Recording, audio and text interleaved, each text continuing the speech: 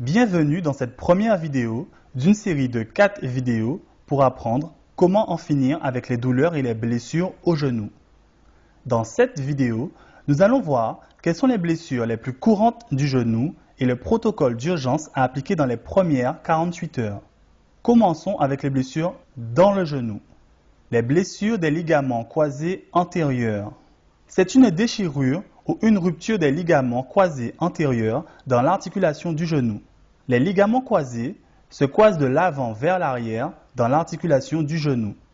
Ils peuvent être blessés par une torsion violente ou un choc dans les sports à contact.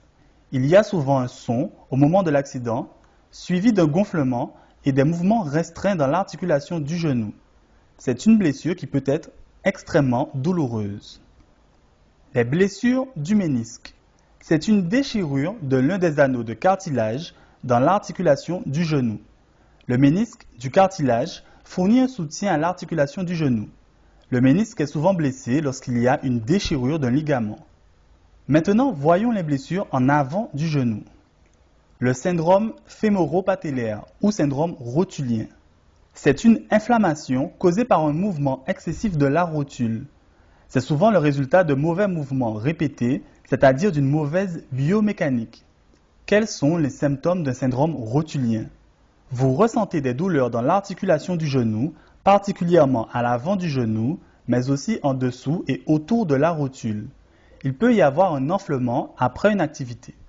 La douleur est souvent plus intense lorsque vous montez ou descendez des pentes ou des escaliers.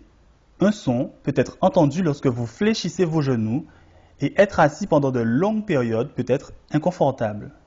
Une autre blessure est le jumper knee ou genou du sauteur. Aussi appelée tendinite rotulienne, c'est la blessure la plus fréquente des genoux. De nombreux athlètes et sportifs souffrent du genou du sauteur. C'est une surutilisation du genou qui cause une inflammation ou une dégénérescence du tendon rotulien ou du ligament qui relie la rotule au tibia. Vous ressentez une douleur en bas et à l'avant du genou lorsque vous le palpez ou que vous appuyez dessus. Vous avez des douleurs et une raideur du genou après une activité. Vous pouvez ressentir des douleurs lorsque vous contractez le muscle quadriceps. Le genou affecté peut paraître plus large que le côté du genou sain. La tendinite rotulienne ou jumper knee peut être classée en 4 niveaux. Le niveau 1. Vous avez mal seulement après l'effort, après un entraînement par exemple. Le niveau 2. Vous avez mal avant et après l'effort, mais la douleur disparaît en général après un bon échauffement. Le niveau 3. Vous avez mal pendant l'effort et cela limite vos performances ou votre activité quotidienne. Le niveau 4. Vous avez mal régulièrement au quotidien. Attention, du fait que cette blessure permet de continuer une activité, beaucoup de personnes continuent à s'entraîner et à faire de la compétition malgré la blessure. Mais cela est à vos risques et périls, car si vous laissez cette blessure devenir chronique, elle sera très difficile à traiter, elle pourra même nécessiter une chirurgie. Voyons les blessures derrière le genou. Le ligament croisé postérieur. C'est un ligament important pour la stabilisation de l'articulation du genou. Il empêche l'articulation de partir vers l'arrière. Une lésion du ligament croisé postérieur est généralement causée par un impact sur le devant de la jambe, poussant la jambe vers l'arrière. Vous pouvez ressentir une douleur derrière votre genou qui se propage parfois dans la région du mollet. L'arrière de votre genou peut aussi légèrement enfler. Pour les douleurs ou blessures sur le côté du genou, nous avons le syndrome de la bandelette iliotibiale ou syndrome de l'essuie-glace. Connu aussi sous le nom de genou du coureur, elle se manifeste par une douleur à l'extérieur de l'articulation du genou. La douleur s'aggrave lors de la course et notamment en descente. Vous pouvez aussi ressentir des douleurs lors de la flexion et de l'extension du genou. Généralement, vous pouvez avoir une faiblesse en abduction de la hanche. Voilà, je viens de vous énumérer les 6 blessures de l'articulation du genou qui sont les plus courantes, mais il y en a d'autres. Cependant, celles-ci couvrent à peu près 90% des blessures. Dans tous les cas, en cas de blessure, il faut appliquer immédiatement le protocole d'urgence et consulter un spécialiste. Alors, qu'est-ce que le protocole d'urgence? C'est ce qu'il faut faire immédiatement et pour au minimum 48 heures lors d'une blessure au genou. Il comporte 4 actions ou étapes. Étape numéro 1, le repos. La première étape consiste à reposer l'articulation blessée. C'est d'une importance capitale durant les premières 48 heures. Pourquoi? Votre corps accélère vos mécanismes de défense pour arrêter le saignement au niveau de la blessure.